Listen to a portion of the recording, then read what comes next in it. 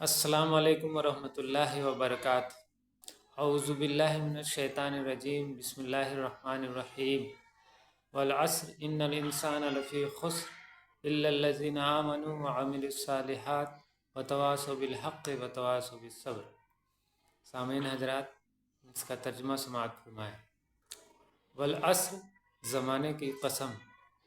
इन्नल इंसाना लफ़ी खुस्र, बेशक इंसान घाटे में है, खसारे में है, नुकसान में है। इल्लल्लज़ीना आमनू, सिवाय उन लोगों के जिन्होंने ईमान लाया, व अमिलुस सालिहात, और जिन्होंने नेक अमल किया, व तवासौ बिल हक़, और जिन्होंने हक़ की तरफ बुलाया, व तवासौ बिस सब्र, और जिन्होंने सब्र के साथ काम किया, जिन्होंने सब्र के साथ अपनी ज़िंदगी गुज़र बसर की। ये जो है सूरह का तर्जुमा रहा। अब इसकी मुख्तसर तफसीर और एक्सप्लेनेशन ये है कि अल्लाह ताला ये ज़माने के कसम खा के कह रहे हैं कि बेशक इंसान जो है घाटे में है, यानी ज़माना इस चीज़ का गवाह रहेगा कि इंसान जो है घाटे में है। सिवाय चार लोगों के बताया जा रहा है कि सिवाय चार लोग ऐसे हैं जो कि घाटे में नहीं हैं, जिसमें से पहला ये है कि जिन लोगों ने ईमान लाया, यानी जो ईमान लाए उस घाटे से बचे हुए हैं। और उसके साथ क्या है कि उन्होंने जो नेक अमल किया, ईमान लाने के साथ साथ जो है नेक अमल भी ज़रूरी है।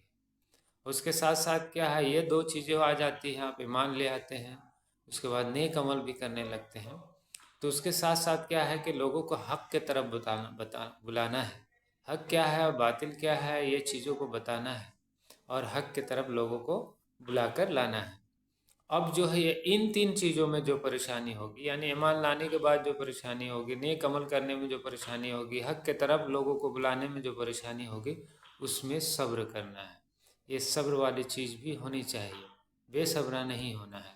अगर बेसब्रा हो गए तो फिर हमें कामयाबी नहीं मिलेगी इस सूरह के मुताबिक।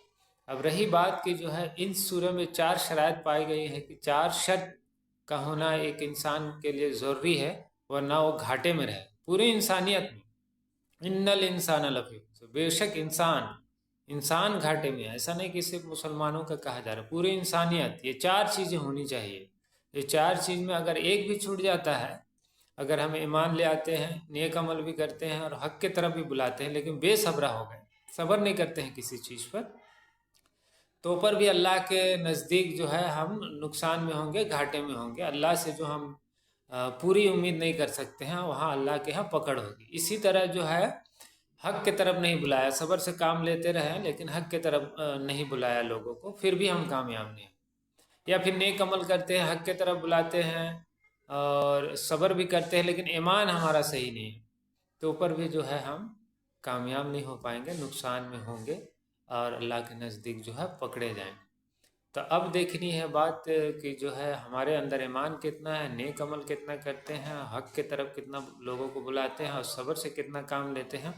और नहीं करते हैं इन चार चीज़ों को, तो हम तो इस सूरह के मुताबिक तो नाकाम रह गए, कामयाबी नहीं मिलेगी। यानी जो अल्लाह के यहाँ अल्लाह का जो एग्ज़ाम इस दुनिया में ले रहा है उसमें हम फेल हो जाएंगे। इसलिए कोशिश करेंगे कि हम चारों चीज़ें जो है बैक वक्त एक इंसान के अंदर होनी चाहिए, तभी वो कामयाब होगी। और बाकी चार चीज़ों को कैसे करना है अगली वीडियो में इंशाअल्लाह कि ईमान क्या है, ईमान में क्या किन किन बातों पे ईमान लाना है, नेक अमल क्या है और हक़ की तरफ बुलाना लोगों को, ये क्या है, और सब्र क्या है, ये चार अलग अलग वीडियो में इंशाअल्लाह बताई जाएगी।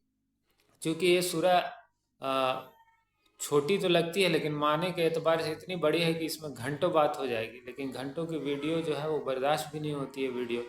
इसलिए मुख्तसर जो है तर्जमा के साथ मुख्तसर तफसीर एक्सप्लेनेशन कर दिया है, ताकि आप लोग इस सूरे को आसानी से समझ जाएं और बार बार इसको सुने, ताकि इसको तर्जुमा अगर लफ्ज़ बाय लफ्ज़, वर्ड बाय वर्ड अगर तर्जुमा हमको उसका मीनिंग नहीं मालूम हो पाता है, तो कम से कम एक्सप्लेनेशन से तो हम जान जाएंगे कि क्या चार चीज़ें जो है हमारे अंदर होनी चाहिए, तब जाके हम कामयाब होंगे। तो जब कभी भी हम नमाज में जब खड़े होंगे ये सूरह की तिलावत करेंगे, तो हमारे जहन में ये बातें गुजरते रहेंगी कि चार चीज़ें होना ज़रूरी है इस सूरह में, वरना अल्लाह के यहाँ पकड़ होगी, नुकसान में रहेंगे, घाटे में रहेंगे। या कोई इमाम साहब अगर नमाज पढ़ते हैं, वो ये सूरह पढ़ते हैं, तो फ़ौरन हमारा जहन मीनिंग की तरफ जाएगा, उसका एक्सप्लेनेशन की तरफ जाएगा, तफसीर की तरफ जाएगा, तो हमारा जो जहन है दुनियावी चीज़ों पे नहीं भटकेगा, कम से कम नमाज तक के लिए, थोड़ी देर के लिए। और ये सूरा ज़्यादातर मुसलमानों को याद भी रहता है, इसीलिए मैंने इस सूरे से शुरू भी किया है। और इस सूरे को शुरू करने का मतलब भी यही है कि मेन चीज़ें जो है शुरुआत में जो होनी चाहिए इंसानों में, एक मुसलमान में भी, वो इसी सूरे में आ जाती है। इसलिए मैंने इस सूरे को जो है शुरू किया है। और इंशाअल्लाह बाकी आगे इसी सूरे के बाकी चीज़ों से रिलेटेड जो है वीडियो इंशाअल्लाह आते जाएगी।